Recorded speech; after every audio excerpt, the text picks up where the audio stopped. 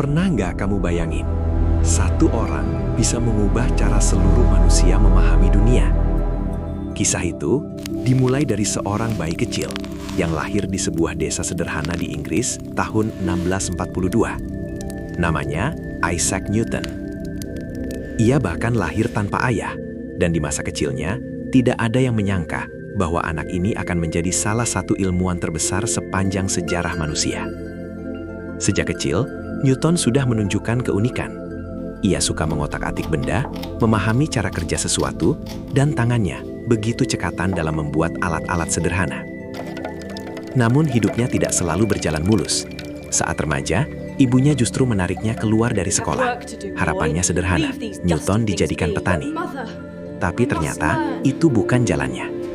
Beruntung, seseorang melihat potensi besar dalam dirinya dan berhasil meyakinkan sang ibu bahwa Newton ditakdirkan untuk hal yang lebih besar.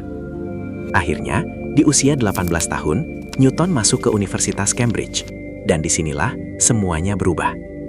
Ia menyerap ilmu dengan sangat cepat, bahkan tidak hanya belajar, Newton mulai menciptakan pengetahuannya sendiri. Dalam rentang usia 21 hingga 27 tahun, ia meletakkan dasar-dasar ilmu pengetahuan yang kelak mengubah dunia. Bayangkan itu. Di usia yang bahkan belum 30 tahun, ia sudah menciptakan fondasi ilmu modern. Saat itu, dunia memang sedang berada di titik perubahan. Para pemikir seperti Francis Bacon dan René Descartes mulai mendorong manusia untuk tidak hanya percaya pada teori lama, tapi melakukan eksperimen sendiri. Dan Newton membawa itu ke level yang jauh lebih tinggi.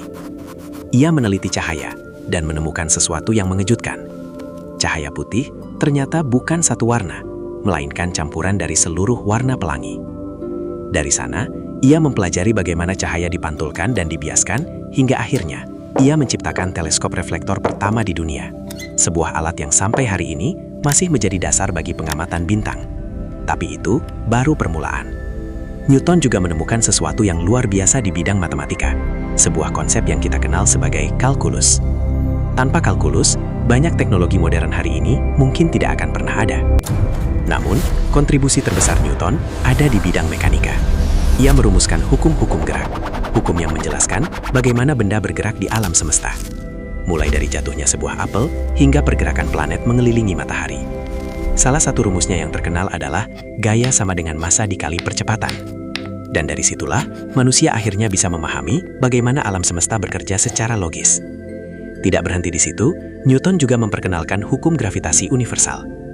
Sebuah gagasan sederhana, tapi dampaknya luar biasa. Bahwa setiap benda di alam semesta saling tarik-menarik. Dan hukum ini menjelaskan mengapa planet tetap berada di orbitnya. Semua pemikirannya itu kemudian ia rangkum dalam sebuah buku legendaris bernama Principia. Buku ini dianggap sebagai salah satu karya ilmiah paling penting sepanjang sejarah. Bahkan para ilmuwan besar setelahnya pun mengakui kehebatannya. Newton bukan hanya cerdas, tapi juga sangat berpengaruh. Ia tidak sekedar menemukan sesuatu, ia menciptakan sistem berpikir baru bagi umat manusia. Dan dampaknya terasa hingga hari ini. Coba kita pikirkan. Dalam ratusan tahun, perubahan politik mungkin datang dan pergi. Namun dalam beberapa abad terakhir, ilmu pengetahuan telah mengubah segalanya. Cara kita hidup, bekerja, berkomunikasi, bahkan berpikir, semua berubah drastis. Dan di balik revolusi itu, ada nama Newton. Ia bukan hanya ilmuwan hebat, ia adalah salah satu alasan mengapa dunia modern bisa seperti sekarang. Pada tahun 1727, Isaac Newton menghembuskan nafas terakhirnya. Ia dimakamkan di Westminster Abbey, sebuah kehormatan besar yang jarang diberikan kepada ilmuwan. Dari seorang anak desa yang hampir menjadi petani, hingga menjadi sosok yang mengubah dunia. Kisah Newton mengajarkan kita satu hal penting, bahwa potensi besar tidak selalu terlihat sejak awal. Dan kadang, yang kita butuhkan hanyalah satu kesempatan dan keberanian untuk berpikir berbeda.